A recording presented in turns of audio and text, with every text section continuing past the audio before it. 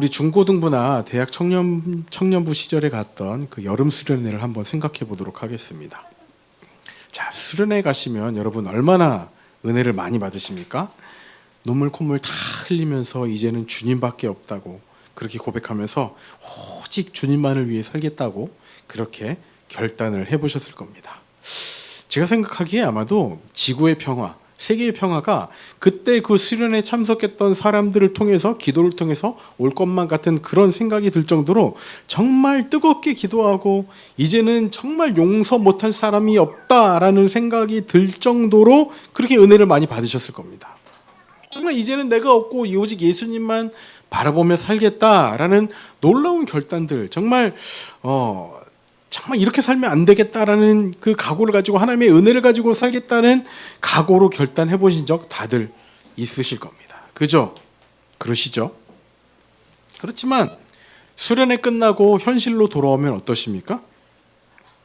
제가 이 고등부 때 전도사로 섬길 때 이제 수련회 끝나고 집에 도착한 날에 이제 한 아이가 연락을 해왔습니다. 전화로 이러는 거예요. 전도사님, 이제 제가 전도사였으니까, 전도사님, 김지섭 때문에 미치겠어요. 받은 은혜 다 까먹었어요. 이러는 거예요. 응? 김집사님이 누구야? 그랬더니 그 아이가 뭐라 그랬겠어요? 저희 엄마요. 이러는 거예요. 뭐 이런 일이 있었던 겁니다. 여러분, 수련회 갔다 집에 도착하면 어때요? 일단 피곤합니다. 피곤해요. 전날 눈물 콧물 쏙 다 빼놓고서 기도를 했더니, 그리고 수련회 마지막 날 잠에 드는 사람이 어디 있습니까? 그냥 밤새 이렇게 이야기 나누고 은혜 나누고 하다가 그렇게 이제 그 상태에서 집에 오는 거죠. 수련회 끝나고 집에 오자마자 피곤해서 수련회 짐 휙 던져놓고 낮잠을 자는데, 그때 뭐가 시작된 거예요? 엄마의 잔소리가 시작되는 겁니다. 엄마의 잔소리가. 자, 엄마의 입장은 이렇습니다. 수련회 때 그렇게 은혜 받았다고 했으면 이제는 잘 살아보라는 겁니다. 왜 수련회 갔다 오자마자 퍼질러 자냐는 것이죠. 근데 아이의 입장은 어떻습니까? 아이의 입장은 이렇습니다.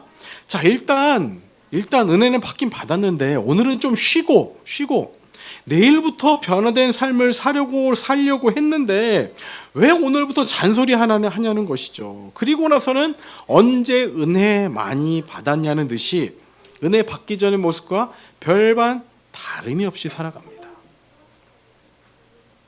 자, 우리 잠시 이제 오늘 본문의 앞 내용으로 한번 되돌아가 보도록 하겠습니다. 자, 이스라엘 백성들은요, 아이성 전투에서 패배했을 때 정말 아차 싶었을 겁니다. 그래서 8장에 보시면 정말 중요한 언약식을 가져요. 정말 중요한 언약식. 중요한 의미가 있는 언약식이었습니다. 아울러 정말 굳이 모든 백성들이 그렇게 먼 거리를 이동해서 굳이 그 시기에 언약식을 해야 하나 싶을 정도로 정말 큰 의미를 부여해서 드린 언약식이었어요. 하나님께서 모세에게 명령하셨던 언약식을 행하는 것이죠.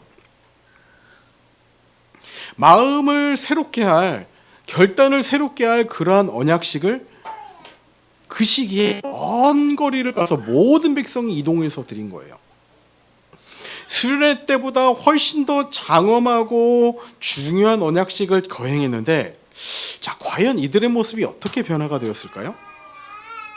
언약식 때 가졌던 마음의 다짐을 그대로 간직한 채 살아갈까요? 아니면 수련회 때 받은 은혜 다 까먹은 것처럼 언약식 이후에도 똑같이 살아갈까요? 오늘 본문을 통해서 우리 함께 살펴보도록 하겠습니다. 사실 우리 여호수아 말씀을요, 2021년에 계셨던 분들은 한번 나눠서 씁니다.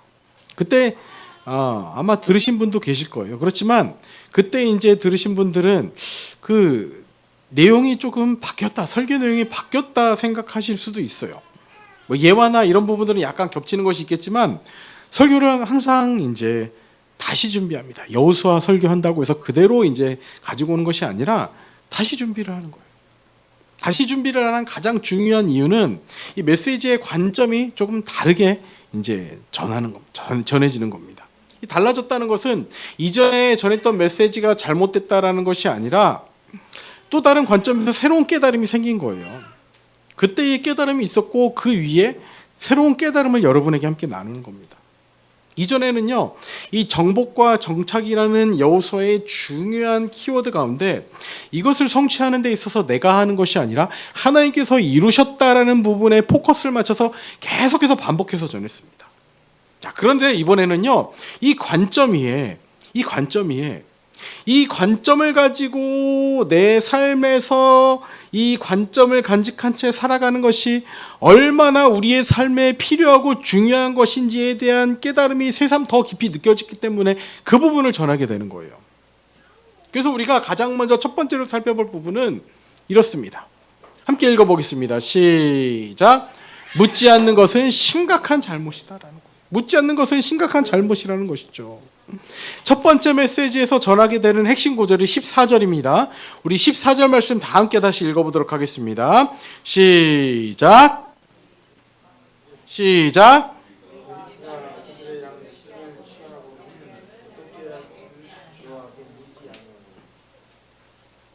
무리가 그들의 양식을 취하고는 여호와께 묻지 않았다는 거예요. 어떻게 할지를 묻지 않았다라는 겁니다.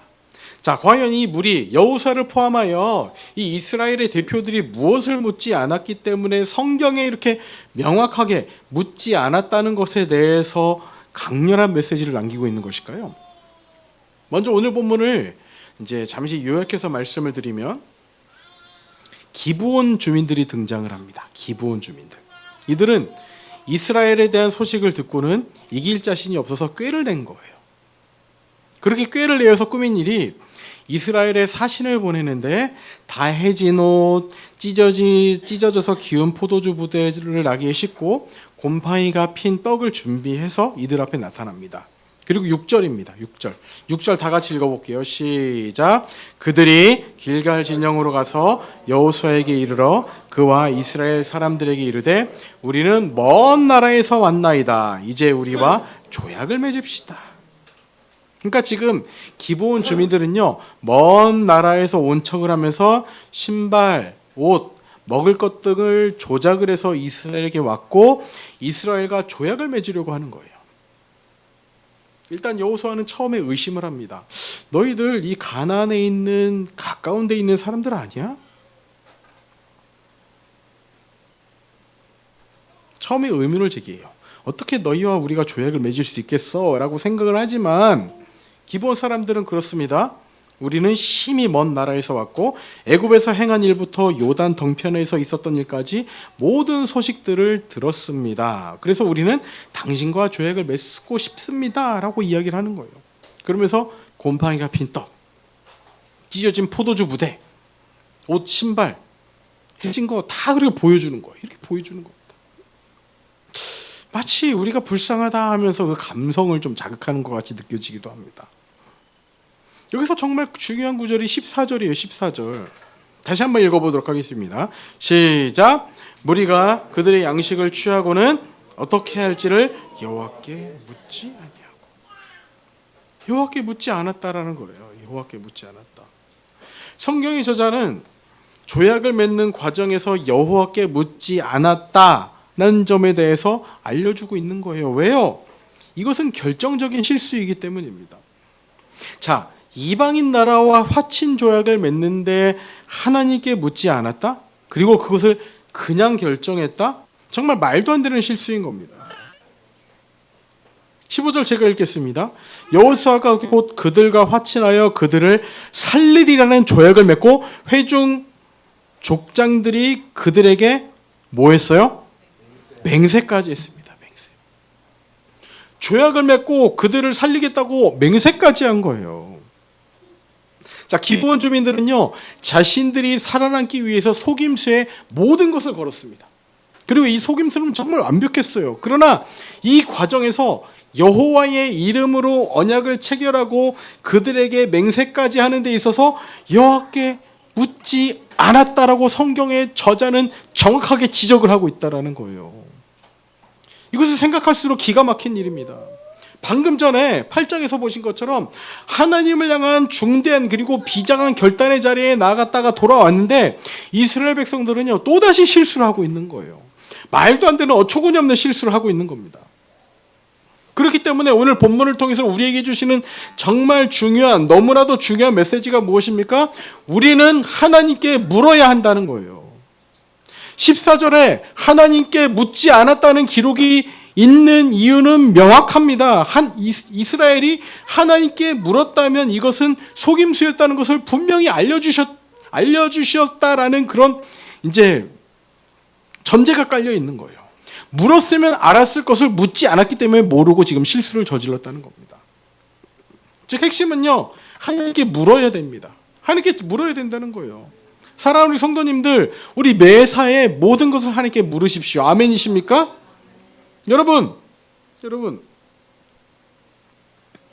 하나님을 믿는 것만큼 중요한 믿음 한 가지가 더 있다는 사실 아세요? 하나님을 믿는 것보다 하나님을 믿는 것만큼 중요한 믿음 한 가지가 더 있다라는 거예요. 어떤 믿음일까요? 어떤 믿음인가 하면 이 여러분 작은 머리통에서 나오는 그 생각들, 이 작은 머리통에서 나오는 그런 결정들, 이런 것은요 온전하지 않다는 믿음이 필요해요. 우리는 이 사실을 확실히 믿어야 됩니다. 우리의 생각이 얼마나 얄팍합니까? 오죽하면 어떤 표현이 있어요? 화장실 들어갈 때 마음과 나올 때 마음이 다르다라는 그런 옛말도 있는 거예요. 우리의 마음과 생각은 완전할 수가 없습니다. 완벽할 수가 없습니다. 그러니 우리가 내리는 결정들도 틀린 경우가 다분하다는 것이죠. 이것을 믿으셔야 되는 거예요, 여러분. 하나님 믿는다고 하면서 내가 완벽하다고 생각하는 것 자체가 잘못됐다라는 거예요. 그래서 팀켈러 목사님이 복음에 대해서 이야기할 때 두 가지 이야기하는 것이 무엇입니까? 나는 내가 생각한 것보다 훨씬 더 심각한 죄인이다라고 지적을 하고 있어요. 아울러 나는 내가 생각했던 것보다 훨씬 더 큰 은혜를 받았다고 이야기를 하는 것이죠. 하나님을 믿는 것만큼 우리가 완벽하지 않다는 것, 내가 생각했던 것보다 나는 훨씬 더 심각한 죄인이라는 것을 깨달아야 돼요. 이것을 믿어야 됩니다. 그렇기 때문에 우리는 아주 작은 일부터 하나님께 묻는 연습이 필요합니다. 작은 일부터 물어야 되는 거예요. 목사님, 어느 정도 작은 일부터 물어야 되나요? 그런 거예요. 이쪽으로 갈지 저쪽으로 갈지 물으십시오. 오늘 반찬 뭐 먹을지 물으십시오. 포크를 써야 할지 젓가락을 써야 할지 숟가락을 써야 할지 물으시기 바랍니다. 손톱을 깎아야 할지 말아야 할지 여러분 물으시기 바랍니다. 정말 세세한 것 하나까지도 하나님께 물으시기 바랍니다. 왜 그렇습니까, 여러분? 로렌스 형제는요, 하나님의 임재 연습이라는 책에서 이렇게 표현했습니다. 하나님의 임재 경험은 삶의 방식이며 곧 연습이다라고 표현했어요. 하나님께 아주 사소한 것 하나하나까지도 묻는 연습이 필요하다는 것은요, 여러분, 우리의 성장 과정만 봐도 우리가 잘 알 수 있는 부분입니다. 여러분, 어릴 때는 주로 어떤 것을 물어봅니까? 원초적인 걸 물어봐요. 원초적인 거. 이거 해도 돼? 이거 저거 해도 돼? 이거 뭐야? 저거 뭐야? 어떻게 해야 돼? 어떻게 해야 돼? 대답보다 간단한 것들이에요. 그거 해, 하지 마, 하면은 위험해, 불에 가까이 가지 마, 그거 만지면 위험해, 전기 위험해, 이런 것들인 거예요. 그거 해도 괜찮아, 그거 하면 안 돼, 이런 식으로 정말 아주 사소한 것에 대한 질문이 있고 그 사소한 것에 대한 질문은 간단합니다. 근데 성인이 되어서는 어떻습니까? 질문의 내용이 달라진다는 거예요. 복잡합니다. 해결책이 힘듭니다. 30대 초반에 제가 혼자 살 전셋집을 구하는데 저희 아버지께서 조언해 주셔서 이제 더 잘 쉽게 구할 수 있었어요. 저 나름대로 뭐 인터넷에서 조회도 해보고 그랬지만 그때 아버지의 도움이 정말 컸습니다. 어릴 때는 질문할 일도 없는 거예요. 전셋집 구할 때는 뭘 주의해야 합니까? 라고 물을 일이 여러분 없는 거예요. 우리 예슬이나 하슬이가 이제 저희한테 그런 질문 하겠습니까? 할 일이 없는 거예요. 하지만 우리가 성장하면 그런 질문을 할 일이 생긴다라는 것이죠. 근데 여러분 나이가 되도록 이제 30대, 40대가 되어서도 아빠 게임해도 돼? 엄마 지금 이거 먹어도 돼? 엄마 지금 쉬하러 지금 갈까? 40대, 30대 되는 그런 성인이 그런 질문한다면 여러분 어떻게 느껴지시겠습니까? 징그러운 거죠. 징그러운 거죠. 신앙의 성장이란 것도 마찬가지입니다. 어릴 때의 질문이 있고 컸을 때의 질문이 있는 거예요. 그런데 우리는 하나님께 질문하는 것, 어릴 때 우리의 신앙이 어릴 때 하지를 않아요. 하지를 않아요. 하나님, 이렇게 해도 되겠습니까? 하나님, 지금 밥을 먹을까요? 좀 이따 먹을까요? 라면을 먹을까요? 짜파게티를 먹을까요? 여러분, 사소한 것부터 그렇게 물어보시기 바랍니다. 이 유치한 질문들이 아닙니다. 어린아이들이 그렇게 질문하듯이 하나님께 질문해 보십시오. 이 신앙의 성장이란 것, 하나님께서 나와 동행하신다는 사실이 얼마나 깊이 깨달아지고 있는가에 대한 것과 연결된다는 거예요. 여러분, 잘 생각해 보시기 바랍니다. 24시간을 살아가면서 우리에게 얼마나 많은 소리들과 생각들이 가득 차 있습니까? 그 시간들 가운데 하나님께 물어서 하나님의 답을 구하는 시간은 여러분 어느 정도 차지하고 있습니까? 거의 없으실 거예요. 왜요? 사소한 것부터 묻는 연습이 되어 있지 않기 때문이라는 거예요.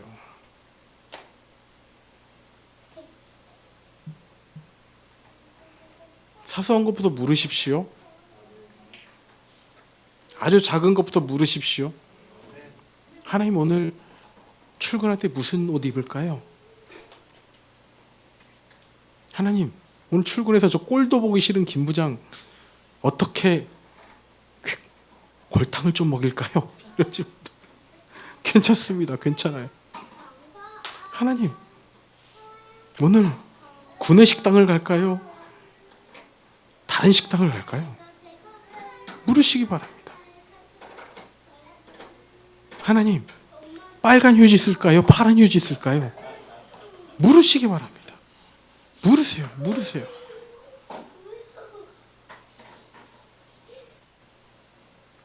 여러분, 그런데요, 한 가지 주의할 게 있어요. 손톱 깎아야 되는지 하나님께 물었는데 하나님이 대답을 안 하실 수도 있어요.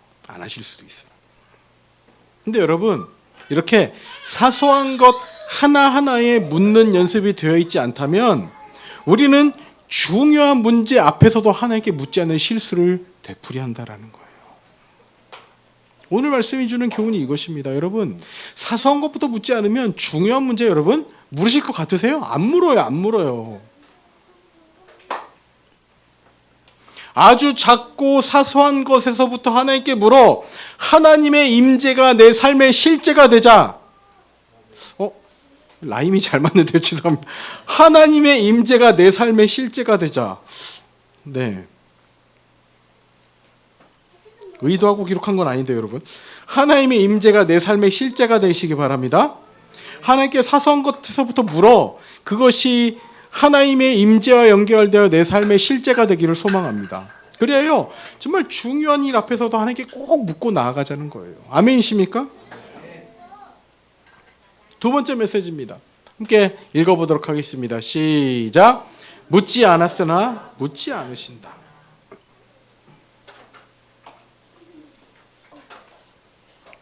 자, 오늘 본문에 이어지는 내용입니다. 3일 뒤에 이렇게 잘못 조약을 맺고 잘못 맹세를 했는데 3일 뒤에 이스라엘은 자신들이 속았다는 것을 깨닫습니다. 아울러 하나님께 묻지 않은 것 또한 그때 깨달았겠죠. 그런데 여기서 참 재밌는 부분들이 있어요. 이스라엘 사람들이 그 자신들의 족장을 원망하는 거예요. 그러니까 리더십들을 원망하는 거예요. 왜 그렇습니까? 7장에서 어떤 일이 있었어요? 아간의 범죄로 말미암아 하나님의 진노를 경험했기 때문이에요. 아간의 범죄를 통해서 하나님께 불순종했을 때 그 결과를 이미 알고 있기 때문입니다. 그런데 정말 신기한 것이 하나님께서 지금 이들의 잘못에 대해서 이 엄청난 실수에 대해서 죄를 묻지 않고 계세요. 그냥 넘어갔다기보다 이스라엘 백성들이 지금 잘 처신을 하고 있는 게 아닌가라는 생각이 듭니다.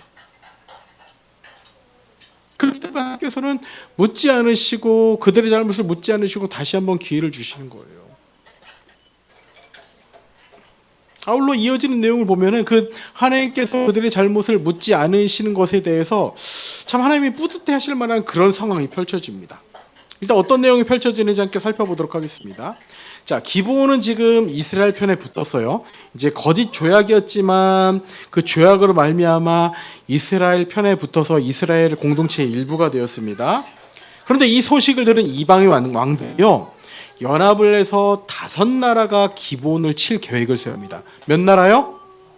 5나라가 연합을 해서 기브온을 친다는 거예요. 자, 이제 침략을 받을 위기에 놓인 기브온 사람들은 어떻게 했는가? 우리 10장 6절 자막으로 준비했습니다. 함께 읽어보겠습니다. 시작. 기브온 사람들이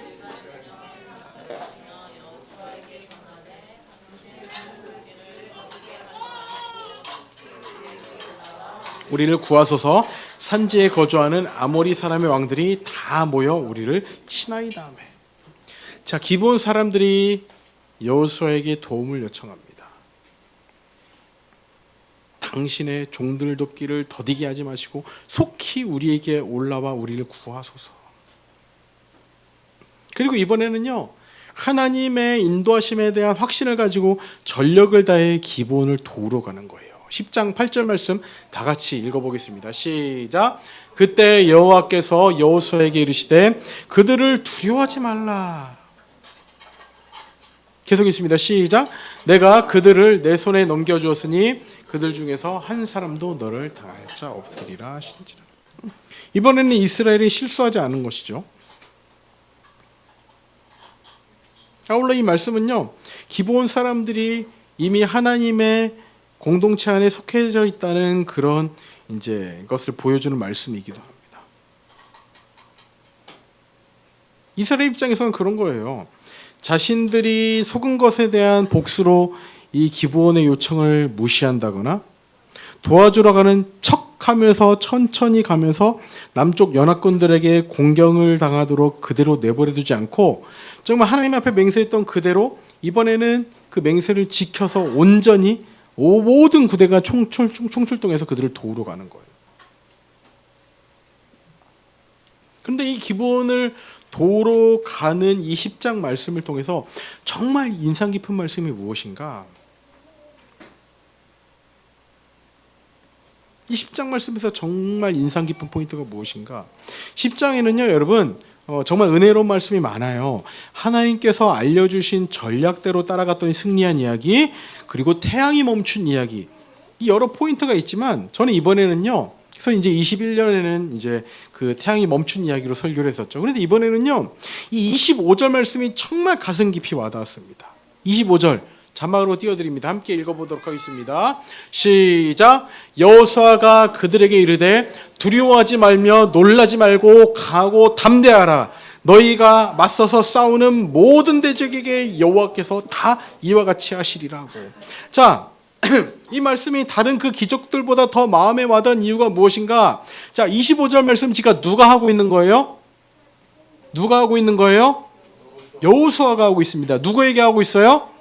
그들에게 하고 있는데 이 그들이 누구인가 하면 이스라엘의 지휘관들이에요. 지휘관들.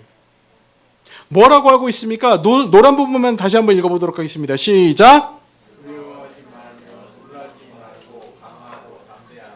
두려워하지 말고 놀라지 말고 강하고 담대하라는 거예요. 우리 성도님들, 이 말씀 어딘가 익숙하지 않으십니까? 혹시 어디서 들어본 적 있지 않으세요? 가까이는요, 10장 8절에서 이 말씀이 기록되어 있습니다. 그때는 누가 누구에게 말씀하셨을까요? 누가 누구에게? 하나님이 여호수아에게 말씀하셨어요. 그리고 모세가 죽고 여호수아가 이스라엘의 지도자가 되었을 때도 1장에서도 마찬가지로 하나님께서 여호수아에게 이 말씀하신 거예요.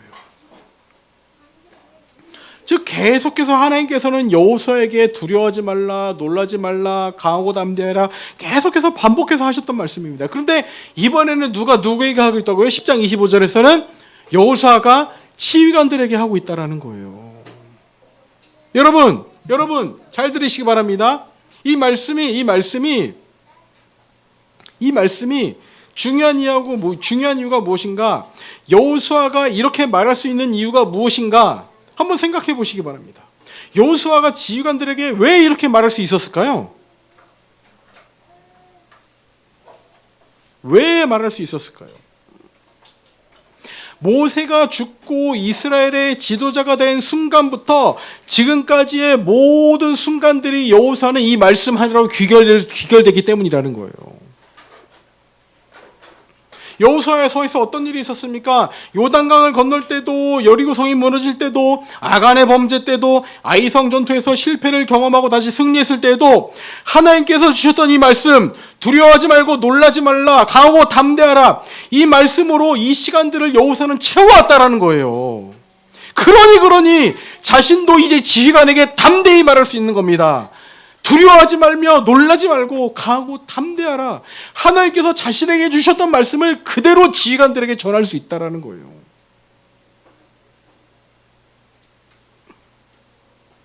우리 성도님들, 올해가 되면서 우리가 결단했던 것, 매일 성경 매일 묵상하자, 그 결단을 통해서 카톡방에 매일 그 성경의 말씀이 자주 올라오고 있습니다. 정말 귀하고 소중합니다. 그러나 여러분, 아직 부족합니다. 부족해요. 24시간 중에서 짬을 내어서 30분 정도, 10분 정도 잠깐 묵상하는 것으로 끝! 이게 아니라 살아계시는 하나님과의 동행이 있고, 그 하나님께 묻고 그 하나님께 답을 구하며 묵상한 것들이 내 삶에서 어떻게 풀어지고 녹여지고 적용되고 있는지가 더 필요하다는 거예요. 아멘이십니까? 여러분, 일주일에 한 번 예배 드리는 것으로 내 삶에서 모든 신앙의 의무를 다했다고 생각하지 마시기 바랍니다. 제 목표는요, 여러분들이 매 순간순간 하나님과 동행하며 하나님께 묻고 하나님께 답을 구함으로 말미암아 저 말씀 기록된 것처럼 하나님의 말씀을 사랑해서 매일 종일토록 묵상해서 읊조리는 것, 그것이 저희 목표예요. 아울러 이 너른생 교회의 목표인 것입니다. 그렇기 때문에 여러분 지금 모습에 안주하지 마시기 바랍니다. 묵상 안 하던 거 며칠 오래 들어서 했다고 해서 뿌듯해하는 것에서 멈추지 마시고 하나님께 묻고 하나님께 답을 구하시기 바랍니다. 하나님의 대답을 갈망하시기 바랍니다. 하나님, 손톱 깎을까요 말까요의 답을 갈망하시기 바랍니다. 작은 것에서부터 그렇게 갈망이 시작될 때 하나님께서는 중대한 문제 앞에서도 여러분께 답을 주실 것입니다. 아멘이십니까? 그렇게 하나님께서 여러분의 삶에 정말 진하게 역사하실 하나님을 기대하시기 바랍니다. 안주하지 마세요, 여러분. 더 묵상하십시오. 묵상한 것 그냥 묵상하셔서 끝이 아니라 하루 눈 감을 때, 야, 이 말씀 가지고 이렇게 살아내 하나님 감사합니다. 야, 이 말씀 붙들고 이렇게 했더니 이렇게 승리하게 하셨네. 감사합니다. 밤에 큐티 하시는 분들, 눈 뜨자마자 어젯밤에 이 말씀 묵상했지, 이 말씀이 어떻게 이루어질까? 하나님, 어떻게 오늘 하루를 채워갈까요? 묻고 기도하며 나아가시기 바랍니다.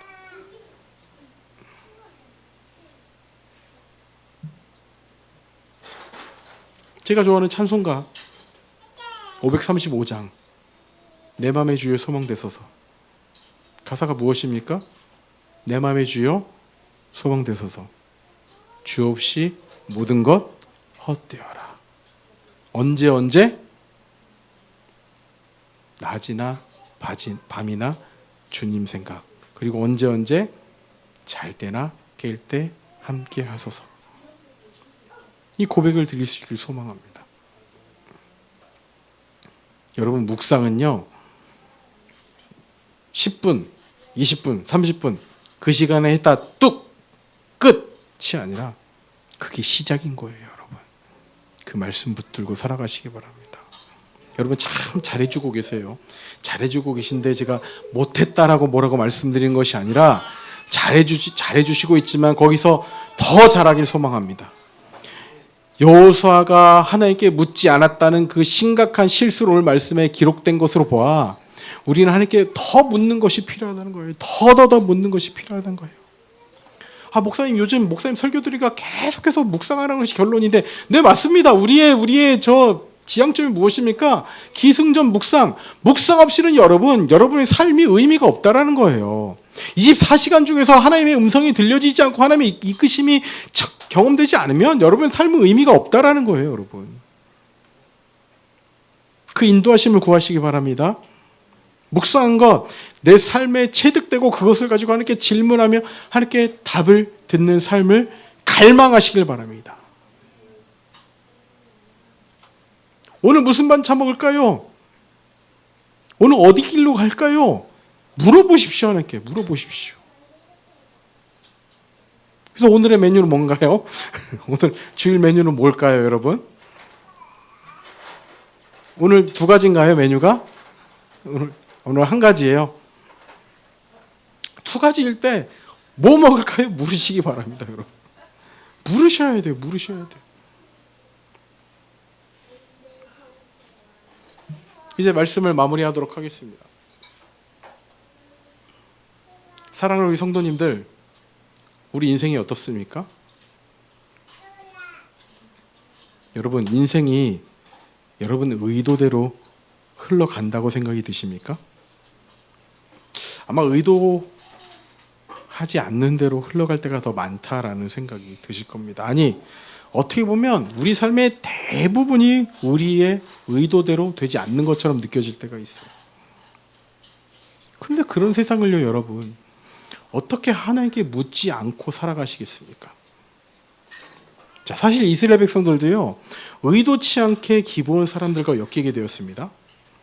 이 상황이 꼬일 대로 꼬였다라고 생각할 수도 있겠지만 하나님께서는 그런 가운데서도 여전히 이스라엘 백성들을 이끄셨습니다. 어떻게 해요? 잘못된 선택을 했을 때조차도 그것을 선으로 바꾸시며 가장 좋은 것으로 승리케 하신 것입니다. 그러나 여러분, 한 가지 잊지 마시기 바랍니다. 하나님께서 우리를 인도하신다는 그 사실이 변함없는 진리라 할지라도 우리가 하나님께 묻고 그 뜻을 따르는 훈련이 되지 않는다면 같은 실수를 여러분 반복하게 될 거예요. 오늘 본문의 가장 중요한 교훈, 하나님께 물어라. 하나님께 묻는 여러분들 되시기 바랍니다. 사소한 것에서부터 묻는 훈련을 하라. 사소한 것부터 물으십시오. 그럼 중요한 문제를 마주할 때 그 순간에 여러분은 하나님을 찾게 될 것입니다. 그리고 그 하나님께서 여러분들에게 답을 주실 것입니다. 사랑하는 성도님들, 하나님께 묻지 않는 삶은요, 결국 내 얄팍한 생각으로 사는 삶인 것뿐이에요. 일단 작은 일부터 하나님께 물어보시기 바랍니다. 그렇게 우리가 모두가 하나님께 묻는 훈련을 시작하도록 하겠습니다. 그리고 한 걸음 더 나아가 하나님께서 여호수아에게 주셨던 말씀, 두려워하지 말라, 놀라지 말라, 강하고 담대하라. 이 말씀이 여호수아의 삶을 어떻게 이끌었는지를 기억하고 마음에 새기시고, 결국에 우리에게도 하나님의 말씀이 있어야 어떤 고난이든 역경이든 돌파할 수 있다는 사실 잊지 마시기 바랍니다.